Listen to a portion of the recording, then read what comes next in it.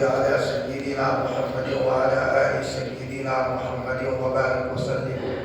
اللهم صل على سيدنا محمد وعلى آل سيدنا محمد وبارك وسلم. اللهم صل على سيدنا محمد وعلى آل سيدنا محمد وبارك وسلم. قابل احترام عزیز ساتھیوں، اللہ پاک کا جتنا شکر ادا کرے اتنا کم ہے کہ اس نے ہمیں ایمان کے بعد علم کے ساتھ بھی ہماری مناسبت عطا فرمائی ہے. بہت قیمتی جوہر ہے. قرآن پاک میں اللہ تعالیٰ نے جہاں سورہ رحمان کو سورہ رحمان میں اللہ نے فرمایا الرحمن علم القرآن. اللہ تعالیٰ نے اپنی صفت رحمانیت کا تذکرہ کرتے ہوئے فرمایا کہ اللہ نے قرآن سکھایا. صفت رحمت کے تو تقاضے بہت ہے، لیکن اس میں سے علم قرآن کو باقاعدہ اللہ تعالیٰ نے الرحمن کے بعد بیان کیا. یہ اللہ کا فضل ہے. بس اللہ تعالیٰ موت تک علم کے ساتھ ہماری مناسبت باقی رکھے. پڑھنا پڑھانا علمی مشغلہ بہت بڑی نعمت ہے. شیخ الاسلام حضرت مولانا حسین احمد مدنی نور اللہ مرقدہ کو جب ان کے استاد حضرت شیخ الہند رحمۃ اللہ علیہ پڑھنے کے بعد جب وہ روانہ ہوئے تو کچھ دیر ساتھ چلے، پھر فرمایا حسین احمد پڑھانا مت چھوڑنا، چاہے 2 بچے ہی کیوں نہ ہو. کبھی کبھی آدمی گورو میں آ کر کبھی یہ کام کر رہا ہوں، آسانی ہوتے ہوئے بھی درسی اور علمی خدمات کو چھوڑ دیتا ہے. نبی کریم صلی اللہ علیہ وسلم نے فرمایا انما بعثت معلما، مجھے معلم بنا کر کے بھیجا گیا ہے. جہاں مقصد نبوت ہے، نبوت کے مقاصد میں سے اہم مقصد تعلیم کتاب ہے. اور حدیث پاک میں آپ علیہ السلام نے فرمایا خیرکم من تعلم القرآن وعلمہ، تم میں سب سے بہتر ہے وہ انسان جو قرآن پاک کو سیکھے اور سکھائے. اس کی خیریت کی صدد نبی کریم صلی اللہ علیہ وسلم خود دے رہے ہیں. لیکن علم کے ساتھ ساتھ ہمیں عمل کی ضرورت ہے. جہاں ہم علم کے میدان میں لگے ہوئے ہوں وہاں عمل بھی ساتھ ساتھ ہمارا چل رہا ہو. اس لیے حضرت عمر فاروق رضی اللہ تعالیٰ عنہ فرماتے ہیں میری سورہ بقرہ 1-2 مہینے میں نہیں 2 سال میں مکمل ہوئی. وجہ یہ ہے کہ جو آیت پڑھتا جاتا تھا اپنی زندگی میں عملی طور پر لانے کی مشق جاری رہتی تھی. علم آ رہا ہے، ساتھ ساتھ عمل آ رہا ہے. مشکات شریف میں بہت سارے ابواب ہیں، سیاہ ستہ میں بہت سارے ابواب ہیں. کتاب الصلاۃ پڑھتے تو پڑھ لیا، لیکن حقیقت میں ہماری کامیابی اس میں نہیں ہے کہ ہم کسی امتحان میں کامیاب ہو. ہماری کامیابی اس میں ہے کہ کتاب الصلاۃ ختم ہوتے ہوتے ہماری زندگی میں صلاۃ آ جائے. کتاب الصوم تو ہم نے پڑھ لیا، لیکن ہم یہ کہتے ہیں کہ ذرا پڑھنے کے زمانے میں ایک جوش ہوتا ہے امتحان میں کامیاب ہو جائے، اور یقیناً یہ بھی بڑی بات ہے. لیکن حقیقت میں پڑھنا اس کو کہتے ہیں کہ ہماری زندگی میں روزے کے ساتھ مناسبت ہو جائے. کتاب الزکوٰۃ آیا تو زکوٰۃ کے ساتھ مناسبت ہو جائے. کتاب الآداب آیا تو ادب کے ساتھ مناسبت ہو جائے. ہماری ہر زندگی ادب سے آتی ہے. اسی لیے حضرت ماں منیر صاحب فرماتے تھے کہ جب ادب آتا ہے تو برکات علم آتا ہے. نور علم الگ ہے، برکات علم الگ ہے. جب آدمی کی زندگی ادب سے مزین ہوتی ہے، کھانے کا ادب ہے، پینے کا ادب ہے، بڑوں کا ادب ہے، مسجد کا ادب ہے، قرآن پاک کا ادب ہے، تو اس کے نتیجے میں علم کی برکات آتی ہے. اور اللہ پاک علم کی برکات سے مالا مال کرتے ہیں. اسی لیے امام مالک نے فرمایا کہ 20 سال تک میں پڑھا، لیکن 18 سال تک میں نے ادب سیکھا ہے، اور 2 سال میں نے پڑھا ہے. اس کے نتیجے میں اللہ نے مجھے علم کی برکات سے مالا مال فرمایا. جتنا اللہ کا شکر ادا کرے اتنا کم ہے. ہمارے اسلاف جو گزرے ہیں ان کی زندگی آداب سے مزین تھی. جیسے میں نے کل بتایا تھا حضرت مفکر اسلام حضرت مولانا علی میاں نور اللہ مرقدہ جنہوں نے اپنی زندگی بالکل ہو بہو عملی ڈھانچے میں ڈال دیا تھا. پڑوسی ملک میں گئے, کسی نے ایوارڈ دیا ان کو ہیرے کی شکل میں, بہت قیمتی ہیرا تھا, لیکن دنیا کے ساتھ استغنائیت زہد ان کی زندگی میں کتنا تھا. یہاں ہوائی جہاز سے باہر نکلے, یہاں اترنے کے بعد اور کسی نے کہا کوئی سائل آیا اللہ کے واسطے دے دو. خادم یہ سمجھتے تھے کہ ذرا یہ ہیرا ہمیں ملے گا. حضرت نے فوراً فرمایا وہ ہیرا کہاں ہے, دے دو, جو سائل آیا ہے انہیں دے دو.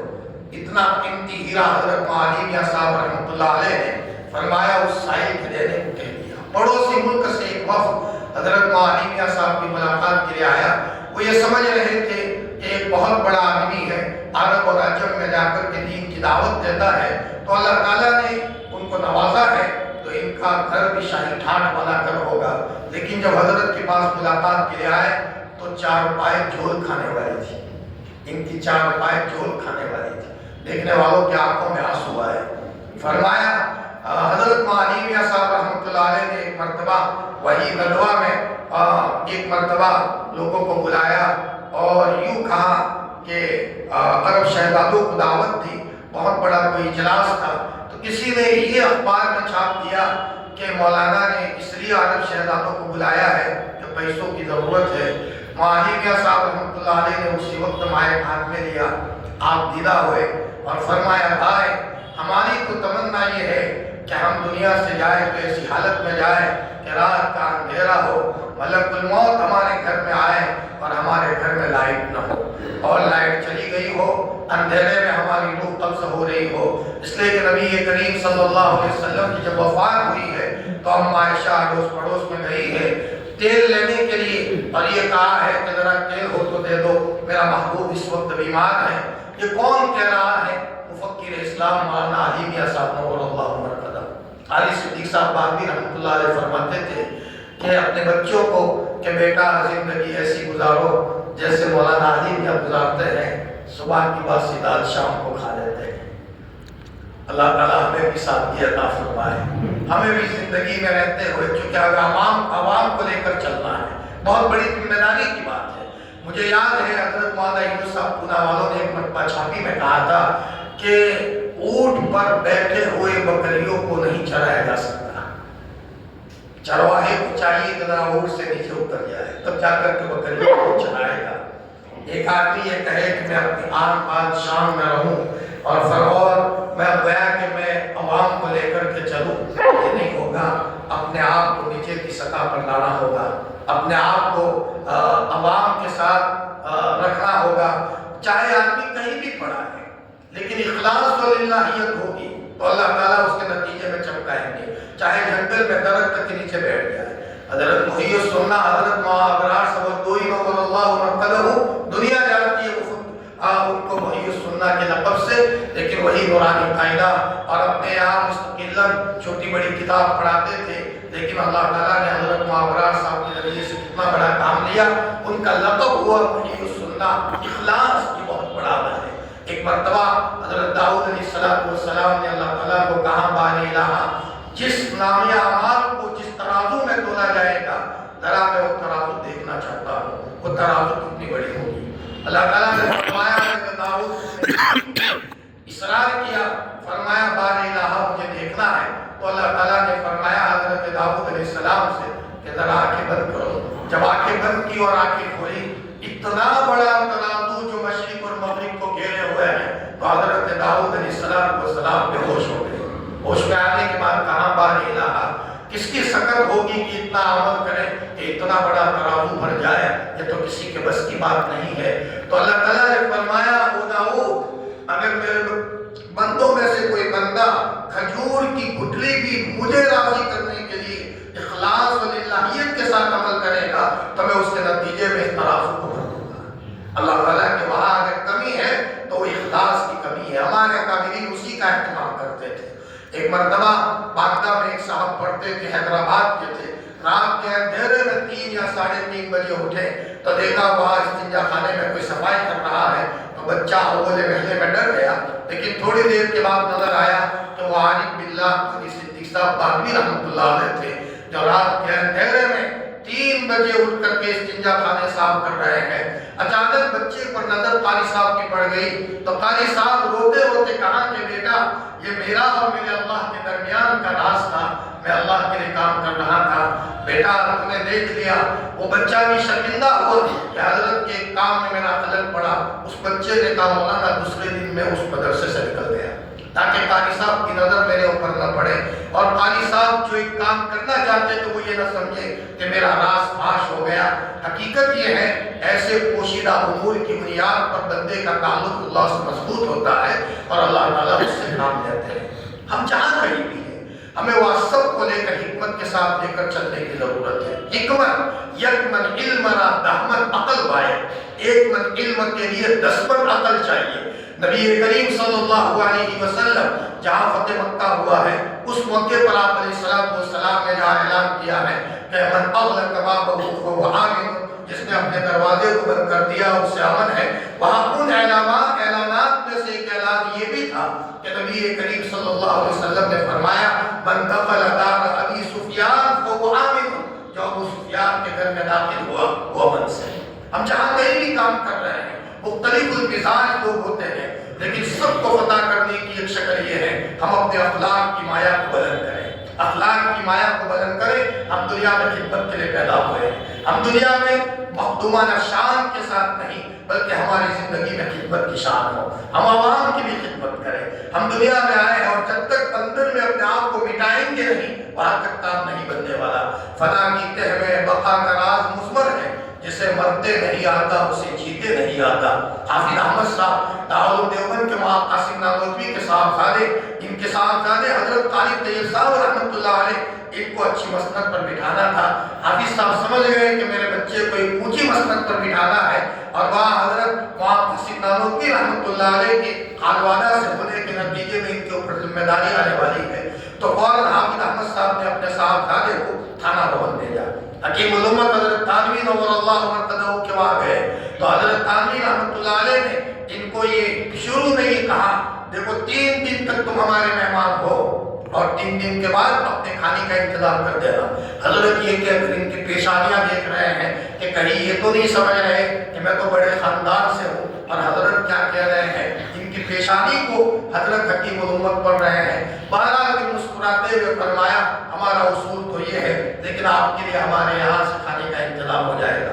حضرت حکیم الامت صاحب نے فرمایا مولانا آپ کو سب نمازیوں کی جوتیاں صحیح کرنی ہے۔ کہ قاری طیب صاحب رحمۃ اللہ علیہ کو فرمایا، قاری طیب صاحب رحمۃ اللہ علیہ شروع میں وہ گئے تو اچھی جوتیاں صحیح ہو رہی ہیں اور جو گندی جوتیاں ہیں اس کو ہاتھ نہیں لگائے جا رہے۔ تو حکیم الامت کا حضرت وہاں اشرف علی تھانوی رحمۃ اللہ علیہ نے فرمایا اندر کا نفس بہت چور ہے، کہاں ہاتھ لگانا کہیں ہاتھ نہیں لگانا۔ حقیقت یہ ہے کہ جب تک اپنے آپ کو آدمی مٹا نہیں دیتا اور اللہ سے مانگتا نہیں ہے وہاں تک کام نہیں ہوتا۔ مانگنے کی ضرورت ہے۔ اللہ تعالیٰ ہمیں اپنی ذات سے وابستہ فرما کر ہم جس بستی میں رہ رہے ہیں ان بستی کے لیے ہمیں رونے والا بنا دے۔ رونے کی مثال روشنی کی سی ہے، کم روئیں گے تو اس کی مثال 0 بلب ہے، تھوڑا رونا بڑھا لیا تو 100 کا بلب ہے، اور رونا بڑھا لیا تو فوکس لائٹ ہے، اور رونا بڑھا لیا تو انشاءاللہ فوکس لائٹ سے اوپر بھی کوئی لائٹ ہے جس کا اجالا صرف بستی میں نہیں اطراف میں جائے گا۔ رونے کے نتیجے میں اللہ تعالیٰ کام لیتے ہیں۔ شیخ الہند رحمۃ اللہ علیہ کے بارے میں آتا ہے کہ ان کا کوئی شاگرد ضائع نہیں ہوا۔ وجہ یہ ہے کہ حضرت شیخ الہند رحمۃ اللہ علیہ جب تہجد میں بیٹھتے تھے اپنے شاگردوں کے نام لے لے کر کے اللہ کے سامنے دعا کرتے تھے، اے اللہ میرے فلاں عزیز کو کام میں لگا دے، رو رہے ہیں ان کے لیے دعائیں ہو رہی ہے۔ حقیقت یہ ہے اسی رونے کے نتیجے میں ہمارے اسلاف نے بہت بڑی دنیا کو فتح کر لیا تھا۔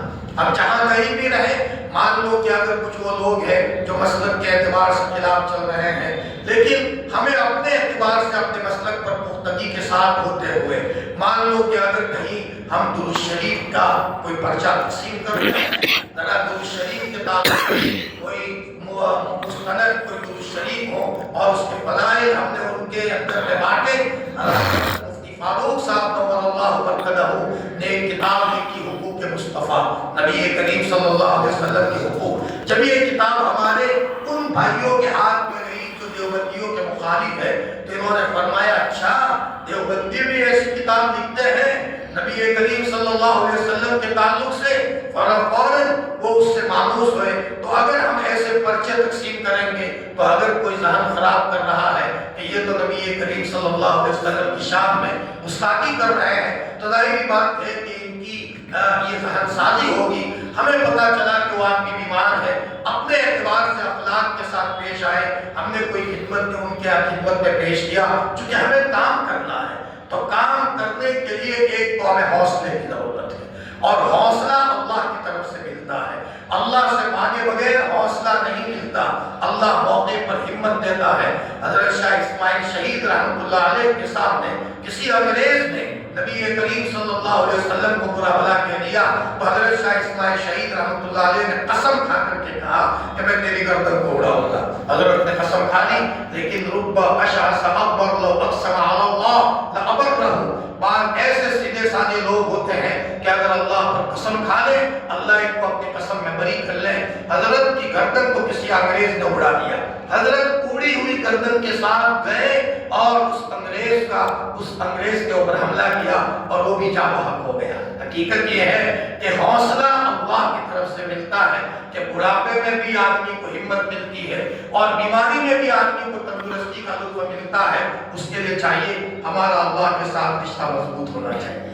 نبی کریم صلی اللہ علیہ وسلم ظاہری بات ہے کہ غار ہرا میں جاتے تھے، اللہ کی طرف متوجہ ہوتے تھے. اور حضرت شاہ عبد القادر رائے پوری رحمۃ اللہ علیہ کا ایک محفوظ نظر سے گزرا. شاہ صاحب تو فرماتے تھے ایک عالم کے فارغ ہونے کے بعد اس کو چاہیے کہ معمولات کی دنیا میں مضبوط بن جائے. اللہ کی طرف سے اسے الہام ہوگا، اللہ کی طرف سے اس کو القا کیا جائے گا اس کام میں لگنا ہے، یہاں نہیں لگنا. اللہ کی طرف سے اس کے لیے ترتیب بنائی جائے گی تو ہمارا رشتہ اللہ کے ساتھ مضبوط ہو. بغیر رشتے کے مضبوط کے اور معمولات کے ہم آگے نہیں بڑھ سکتے. تو ایک تو ہمیں اپنی ذات کی اصلاح ہو، ہم اپنے اعتبار سے اپنے معمولات کی دنیا میں مضبوط ہو. دوسری بات یہ ہے کہ دنیا میں کام صلاحیت سے نہیں ہوتا، دنیا میں کام صالحیت سے ہوتا ہے. قبولیت اور مقبولیت سے ہوتا ہے، اور مقبولیت کا تعلق صلاحیت سے نہیں ہے، مقبولیت کا تعلق صالحیت سے ہے اور اخلاق سے ہے. جس کے اخلاق جتنے بلند ہوں گے اللہ تعالیٰ اس سے کام لیں گے. خود نبی کریم صلی اللہ علیہ وسلم کے بارے میں اللہ تعالیٰ نے فرمایا لو كنت فظا غلیظ القلب لانفضوا من حولك. فرمایا نبی جی اگر آپ سخت ہوتے تو یہ طبقہ آپ کے پاس منتشر ہو جاتا. لیکن جو بدو قسم کے لوگ تھے اللہ کے رسول صلی اللہ علیہ وسلم ان کو ہدیہ زیادہ دیا کرتے تھے. اقرا ابن حابس ہے، اسی طریقے سے معینہ ابن حصن فضاری ہے.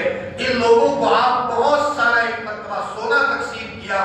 مہاجرین اور انصار کہنے لگے جو بڑے بڑے لوگ تھے اللہ کے رسول آپ ہمیں نہیں دے رہے ہیں اور آپ ان کو دے رہے ہیں. حقیقت یہ ہے کہ آپ علیہ السلام کی حکمت تھی ہماری زندگی میں معمولات کی دنیا کے اعتبار سے ہم مضبوط ہو، عوام کے مقابلے میں ہمارے معمولات نرالے ہو.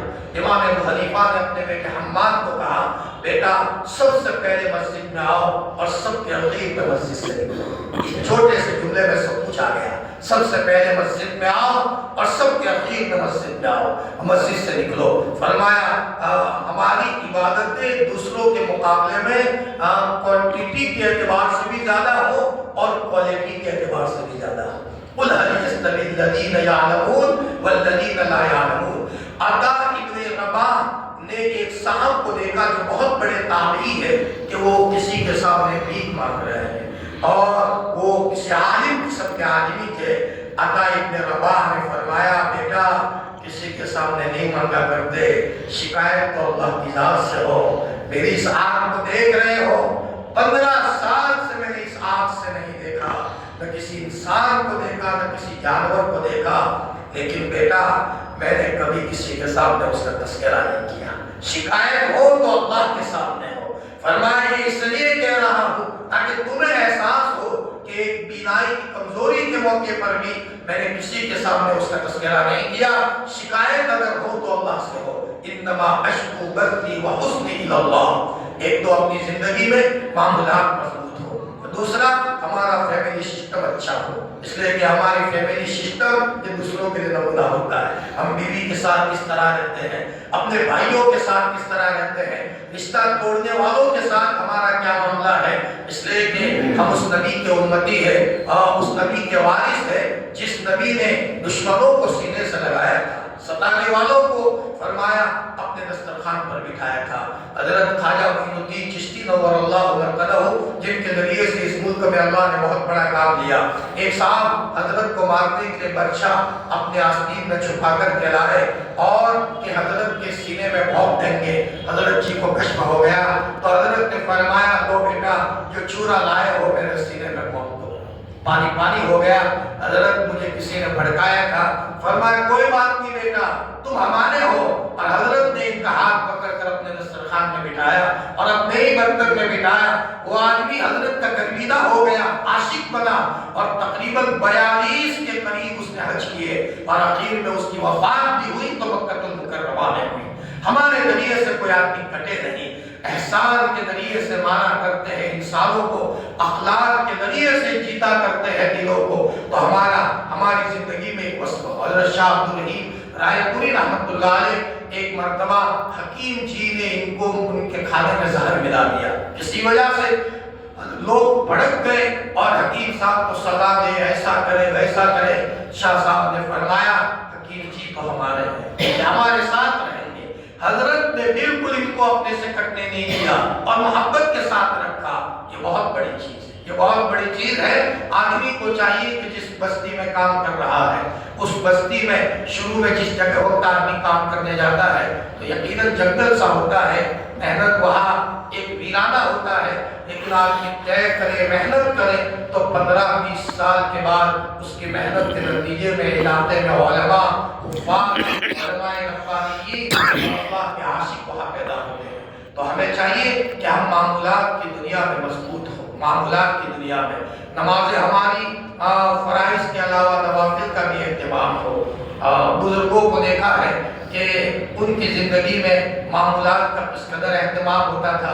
ایک مرتبہ حضرت مفتی فاروق صاحب نور اللہ مرقدہ ایک حاجی جی کے پاس لے گئے، جو حاجی جی حضرت مولانا الیاس صاحب رحمۃ اللہ علیہ کے ساتھ رہنے والوں میں سے تھے، بوڑھے ہو گئے تھے۔ تو پوچھا حاجی جی کیا حال ہے؟ فرمایا مفتی جی بڑھاپے کی وجہ سے کچھ نہیں ہوتا، صرف دن میں 60,000 مرتبہ اللہ کا ذکر ہوتا ہے۔ بڑھاپے کی وجہ سے کچھ نہیں ہوتا، صرف کمزوری آ گئی ہے، صرف دن میں 60,000 مرتبہ اللہ کا ذکر ہوتا ہے۔ حقیقت یہ ہے جب آدمی کی زندگی میں اللہ کا ذکر ہوگا اور معمولات کا اہتمام ہوگا تو اس کے نتیجے میں اللہ پاک کی طرف سے اس کی مدد ہوگی اور اللہ کی مدد شامل حال ہوگی۔ معاملات ہمارے مضبوط ہوں، ہمارے اخلاق کا معیار بلند ہو، ہمارا لیوٹ صحیح ہو، ویوہار ہمارا صحیح ہونا چاہیے۔ اس لیے کہ ہم جس بستی میں گئے ہیں ہماری نظروں کے سامنے رہے کہ میں وارث نبی ہوں، ہمارے سامنے وہ جملہ رہے اَيُنْقَصُ الدِّينُ وَأَنَا حَيٌّ، جو حضرت صدیق اکبر رضی اللہ تعالیٰ نے فرمایا تھا کہ میرے جیتے جی دین میں کمی آئے یہ مجھے گوارا نہیں ہے۔ یہ غیرت کا جملہ ہمارے نظروں کے سامنے ہونا چاہیے۔ مفکر اسلام حضرت معالی میاں صاحب نور اللہ مرقدہ نے تو یہاں تک فرمایا میرا بس چلتا تو میں اس کو شیشے میں مزین کر کے یہ جملہ گھروں گھروں میں تقسیم کرتا تاکہ لوگ اپنے نظروں کے سامنے رکھیں کہ میرے جیتے جی دین میں کمی آئے یہ ہمیں گوارا نہیں ہے۔ لہذا اپنی زندگی میں غیرت کا مادہ بھی ہو، معمولات کی دنیا میں ہم مضبوط بھی ہو اور کچھ وقت نکال کر اللہ تعالیٰ کے سامنے مانگے۔ بانی تبلیغ حضرت معاویہ صاحب رحمۃ اللہ علیہ جن کے ذریعے سے اللہ نے اتنا بڑا کام دیا، کتنا تعلق تھا۔ ایک مرتبہ حضرت کے ایک صاحب مہمان بنے تو حضرت کے وہاں کولر کھلایا جاتا تھا، کولر، اور کوئی مہمان آتا تھا تو کہتے تھے کولر میں نمک ملا دو، یہ حال تھا۔ ایک صاحب 2-3 دن رہے اور حضرت کے پاس رہنے کے نتیجے میں کولر مل رہا ہے تو دل میں آیا کہ اب یہاں سے چلے جائے۔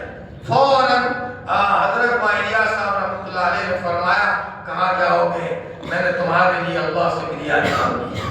تھوڑی دیر ہوئی اچانک کسی نے دروازہ کھٹکھٹایا تو اچانک دیکھا کہ ایک صاحب بریانی بنا کر کے لائے ہیں۔ فرمایا حضرت میرے دل میں آیا 4 میں مولانا کے لیے بریانی بنا کر کے لے جاؤ۔ حضرت کے وہاں مہمان بھی آتے ہیں، حضرت کی آنکھوں میں آنسو آ گئے، ادھر دعا کرتے ہیں اور اللہ تعالیٰ ان کی دعا کو قبول کرتا ہے۔ حقیقت یہ ہے شروع میں تھوڑی قربانی ہوتی ہے، لیکن پہلے ہوتی ہے قربانی، اس کے بعد ہوتی ہے بریانی۔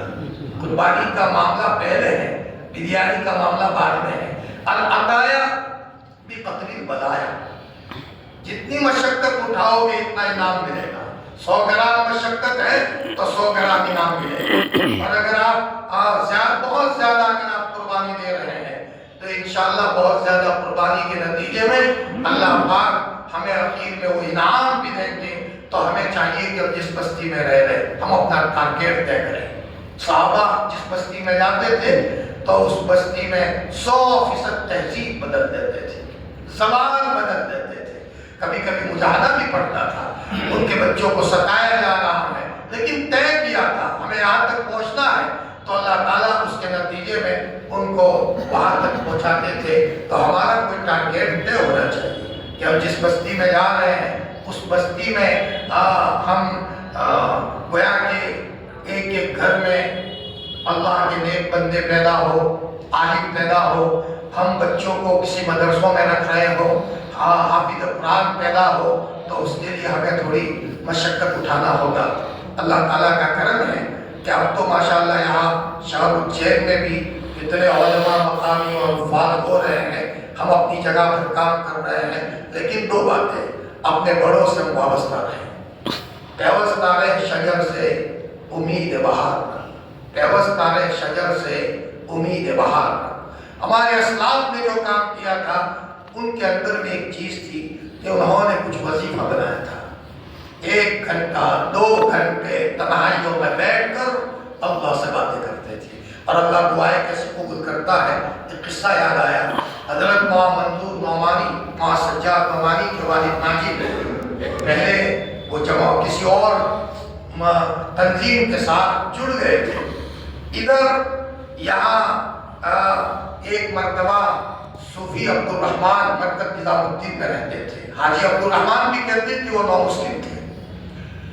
ایک مرتبہ حضرت مولانا الیاس صاحب رحمۃ اللہ علیہ نے وہ صوفی عبد الرحمن کا دروازہ کھٹکھٹایا، دوپہر کو 12 بجے، مستجاب الدعوات تھے، پہلے مسلمان نہیں تھے، لیکن حضور کا تذکرہ سنتے سنتے ایک مرتبہ خواب میں حضور کو دیکھ لیا، اور صرف اس حصے پر نظر پڑ گئی۔ آپ کے اس حصے پر نظر کیا پڑی، ان کی دل کی دنیا بدل گئی، اور کسی نے کہا کہ مرکز چلے جاؤ، وہاں مولانا الیاس صاحب ہے، ان کے پاس رہو گے۔ مرکز آ گئے تو وہاں الیاس صاحب اور صوفی عبد الرحمن کی جوڑی تھی، حضرت موسیٰ اور حضرت ہارون علیہ السلام کی طرح، ایک دعا کرے دوسرا آمین کرے، یہ حال تھا ان کا۔ چنانچہ ایک مرتبہ دوپہر کو 12 بجے مولانا الیاس صاحب رحمۃ اللہ علیہ نے صوفی عبد الرحمن کا دروازہ کھٹکھٹایا، صوفی جی باہر آئیے، اہم کام ہے، بے تکلف تھے، دروازہ نہیں کھولا کہ کوئی کام بتائیں گے اور ابھی تھوڑا آرام کرنا ہے، دوبارہ دروازہ کھٹکھٹایا، دروازہ نہیں کھولا، تو تیسری مرتبہ یوں کہا، صوفی جی اہم کام ہے، جلدی سے دروازہ کھولیے۔ چنانچہ انہوں نے دروازہ کھولا تو کہا منظور نعمانی، مولانا منظور نعمانی بہت بڑے آدمی ہیں، لیکن اس وقت کسی غلط چیز کے ساتھ جڑے ہوئے ہیں، آپ ایسا کریں میں دعا کروں آپ آمین کہو، آپ دعا کریں میں آمین کہوں، اور اللہ تعالیٰ ان کو ہمارے شعبے کے ساتھ ان کو وابستہ فرمائے۔ دوپہر کو 12 بجے دعا ہوتی ہے، معاملہ آگے بڑھا، آیا گیا معاملہ ہو گیا۔ جب مولانا الیاس صاحب رحمۃ اللہ علیہ کا انتقال ہوا، لوگ آئے، اس پر مولانا منظور نعمانی بھی آئے۔ اس موقع پر صوفی عبد الرحمن نے مولانا منظور نعمانی کو کہا فلانے دن فلانی تاریخ اتنے بجے آپ کہاں تھے؟ تو کسی ایک تنظیم کے صدر بنے ہوئے تھے اور صدارت کر رہے تھے پورے انشراح کے ساتھ، انہوں نے بتا دیا، فرمایا اتنے بجے الیاس صاحب نے ہمیں دعاؤں میں بٹھایا تھا اور ہم دونوں دعا کر رہے تھے۔ مولانا منظور نعمانی نے کہا سبحان اللہ، عجیب چیز ہے، کہاں دعا ہوتی ہے اور کہاں میں لکھنؤ میں، اور ٹھیک 12 بجے میرے دل میں اچانک کیفیت بدل جاتی ہے اور میرا تعلق دعوت اور تبلیغ کے ساتھ جڑ جاتا ہے. میں کسی اور تنظیم میں تھا، وہاں سے مجھے انقباض ہو جاتا ہے اور دل میں آتا ہے کہ میں ذرا اس کے ساتھ جڑ جاؤ. تو دعا ہوتی ہے یہاں مرکز میں، مولانا ہے وہاں لکھنؤ میں، اتنا بڑا فاصلہ ہے، لیکن دعا کیسی اثر کرتی ہے اور دعاؤں کے نتیجے میں ایک آدمی کی زندگی میں کتنا بدلاؤ آتا ہے. میرے بھائیوں، ہمیں چاہیے کہ اپنی زندگی میں معاملات کی دنیا میں ہم مضبوط بنیں، ہمارے معاملات مضبوط ہو. حضرت معاویہ صاحب رحمۃ اللہ علیہ کا جس دن انتقال ہوا، اس دن آپ نے 13 تسبیح ذکر جاری کی پڑھی تھی. مولانا حبیب الرحمان صاحب عثمانی دارالعلوم کے معتموں سے ایک معتم ہے، انتقال کے دن کسی نے پوچھا، فرمایا حضرت کیا حال ہے؟ فرمایا 13,000 مرتبہ اسم اعظم کا معمول ہے، آج ذرا بیماری کی وجہ سے وہ معمول میں پورا نہیں کر سکا، بس اسی کا غم ہے. حقیقت یہ ہے کہ ہمارا تعلق قرآن اور حدیث پاک کے ساتھ ہے. ہمیں چاہیے کہ اپنی زندگی میں لوگوں کے لیے نمونہ بنے، ہماری شادیاں نمونہ ہو، ہمارے بچوں کی شادیوں کا معاملہ نمونہ ہو. حضرت شیخ الحدیث مولانا زکریا صاحب رحمۃ اللہ علیہ نے اپنی بچیوں کی شادی کی اور کوئی جہیز وغیرہ نہیں دیا، دوسروں کے لیے نمونہ ہو اور لوگ دیکھیں علماء کس طرز پر چلتے ہیں، علماء کو دیکھ کر کے عوام چلتے ہیں. اور ہم جب اتباع سنت کے ساتھ چلیں گے تو انشاءاللہ اس کے نتیجے میں اللہ تعالیٰ دنیا اور آخرت کی بھلائیاں ہمیں نصیب کرے گا. تو ہماری زندگی میں ہمارے معاملات مضبوط ہوں، ہم تنہائیوں میں بیٹھ کر اللہ سے باتیں کرنے والے ہوں. نبی کریم صلی اللہ علیہ وسلم فرماتے ہیں اِنَّنِي مَعَ اللَّهِ وَقْتٌ، میرا اللہ کے ساتھ ایک وقت ہے، اس میں کسی فرشتے کو اور نبی کو بھی پر مارنے کی اجازت نہیں. یہ تو اللہ کے رسول تھے صلی اللہ علیہ وسلم، حضور کے غلاموں کے غلاموں کے غلام حضرت شیخ الحدیث مولانا زکریا صاحب رحمۃ اللہ علیہ. فرمایا ایک مرتبہ مولانا یوسف صاحب مطالعہ نے حضرت کا دروازہ کھٹکھٹایا، پوچھا کون؟ کہ میں یوسف. کون یوسف؟ کہ حضرت میں آپ کا خادم. کون خادم؟ وہی جواب ملا جو جواب دیا تھا نبی کریم صلی اللہ علیہ وسلم نے حضرت عائشہ رضی اللہ تعالیٰ کو. حضرت عائشہ نے دروازہ کھٹکھٹایا، آپ نے پوچھا کون؟ فرمایا انا عائشہ. من عائشہ؟ فرمایا انا بنت ابی بکر، میں ابو بکر کی بیٹی. من ابو بکر؟ فرمایا ابن ابی قحافہ، ابو قحافہ کے بیٹے. حضرت عائشہ سمجھ گئی مانو نہ مانو میرا محبوب زمین پر رہتے ہوئے عرش کا سفر کر رہا ہے. ایک مرتبہ بانی دارالعلوم دیوبند مولانا قاسم نانوتوی رحمۃ اللہ علیہ کو ایک بچہ مسئلہ پوچھنے کے لیے فجر کے بعد آیا. جب حضرت خلوت سے نکل رہے تھے، حضرت کی زبان ایسی تھی جو بچے کو سمجھ نہیں آ رہی تھی. حالانکہ روزانہ سبق پڑھاتے تھے، بچہ سمجھ گیا کہ حضرت خلوت کیسے آئے ہیں، ابھی حضرت کی پرواز بہت بلند ہے. میرے بھائیوں، ہمیں بھی چاہیے، ایک ایک دن ہمارا کٹتا جا رہا ہے، ہمارے دلوں کے اندر میں سب صلاحیتیں ہیں، صلاحیت دینے والی ذات بھی اللہ کی ہے، وہ سب سجائے گا کیسا کام کرنا ہے، کس تدبیر سے کام کرنا ہے. لہذا ہمیں چاہیے کہ ہم اپنے معاملات کی دنیا میں مضبوط ہو، ہمارا اخلاقی معیار بلند ہو، اخلاقی معیار بلند ہو. میں نے کہا اخلاقی معیار یہ ہے ہم اپنے آپ کو چھوٹا بنا کر کے چلیں. من تواضع للہ رفعہ اللہ، جو اللہ کے لیے تواضع کرے گا اللہ اس کو بلندی تک پہنچائیں گے. اور امانت داری کے ساتھ ہمارا کام ہو. حضرت انس فرماتے ہیں نبی کریم صلی اللہ علیہ وسلم کا کوئی خطبہ ایسا نہیں ہوتا تھا جس میں عمومی طور پر آپ نے اس کا تذکرہ نہیں کیا ہو. لا ایمان لمن لا امانت له، لا دین لمن لا عہد له. اس آدمی کا کوئی ایمان نہیں ہے جس کے پاس امانت داری نہ ہو، اور اس آدمی کا کوئی دین نہیں ہے جس کے پاس عہد و پیمان کا کوئی لحاظ نہ ہو. تو ہمیں چاہیے کہ ہم اپنے اخلاق کے معیار کو بلند کریں. اور نمازوں کے اعتبار سے ظاہری بات ہے کہ ہم لوگوں کی مرجع ہیں اور ہمیں چاہیے کہ ہم اپنے بڑوں کے ساتھ وابستہ رہیں. حضرت مولانا عمر صاحب پالنپوری رحمۃ اللہ علیہ مرکز میں حضرت جی کو پوچھے بغیر کوئی کام نہیں کرتے تھے. اور میں نے ان لوگوں کا کیا معاملہ تھا، ایک مولانا عمر صاحب تھے جو لندن سے آتے تھے، لندن سے، اور وہ حکیم اختر صاحب کے خلفاء میں ان کا شمار تھا. تو ایک مرتبہ حضرت جی کے انتقال کے بعد وہ مولانا عمر صاحب لندن سے آئے، مولانا عمر صاحب سے ملے تو مولانا عمر صاحب رو رہے ہیں. پوچھا حضرت کیوں رو رہے ہو؟ فرمایا حضرت جی کے جانے کے بعد اچھا نہیں لگ رہا. اور پھر فرمایا مولانا لوگوں کے لیے ہم نے بہت کام کیا ہے، نہ معلوم ہمارا کیا ہوگا۔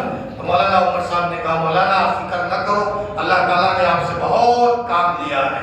فرمایا مولانا آپ کہتے ہو لیکن جب تک اللہ اور اللہ کا رسول نہ کہے ہمیں کیسے تسلی ہوگی؟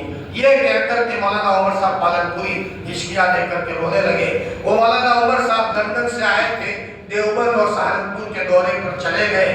جب واپس آئے تو دیکھا حضرت مولانا عمر صاحب مسکرا رہے ہیں۔ پوچھا حضرت آج تو آپ اچھی مسکراہٹ کی حالت میں ہیں۔ فرمایا مولانا جب تم چلے گئے رات کو میں سویا اور میں اس کے بعد حضرت جی میرے پاس آئے، یوں کام ولی عمر اللہ کے رسول صلی اللہ علیہ وسلم بلا رہے ہیں۔ تو میں گیا، نبی کریم صلی اللہ علیہ وسلم نے فرمایا مولانا فکر مت کرو، ہم تمہارے عمل سے بہت خوش ہیں۔ حقیقت یہ ہے کہ محنت ضائع نہیں جاتی، محنت ضائع نہیں جاتی۔ دنیا کی جو روپے پیسے ہیں، بینک بیلنس ہے، وہ سب عارضی ہے۔ حقیقت یہ ہے کہ بس ہمیں اللہ کا تعلق مل جائے، ہمیں اللہ کی معرفت مل جائے۔ اس کے لیے ذرا ہم اپنے بڑوں سے وابستہ ہو کر ایک ایک عمل لیں۔ ہمارے یہاں تخت پورہ میں ایک بھوجپور کے مولانا پڑھاتے تھے، مولانا عباس صاحب۔ تو وہاں شروع میں اس گجرات کی بات کر رہا ہوں، وہاں بدعتیں تھیں، الگ الگ گھروں میں کہیں کہیں دیوا بتی بھی جلتی تھی اور کفریہ رسم و رواج بھی ہوتے تھے۔ مولانا نے مجھے بتایا، میں حضرت شیخ الحدیث مولانا یونس صاحب جون پوری نور اللہ مرقدہ کو خط لکھتا تھا کہ حضرت یہاں لوگوں میں یہ رسم و رواج ہے، فرماتے تھے کہ بیٹا یہ ذکر بڑھا دو، یہ ذکر بڑھا دو۔ جیسے دوائیاں بتائی جاتی ہے، مولانا ایک ایک میں ذکر بڑھاتا رہا، معمولات بڑھاتا رہا، تو نتیجہ یہ ہوا کہ آہستہ آہستہ الحمدللہ پورے گاؤں میں جو شرک اور کفر کی عمومی طور پر چیزیں ہوتی تھی اللہ تعالیٰ نے اسے ختم فرما دیا۔ ہمیں چاہیے کہ ہم اپنی زندگی کے اندر میں اپنے بڑوں سے وابستہ رہیں، اپنی زندگی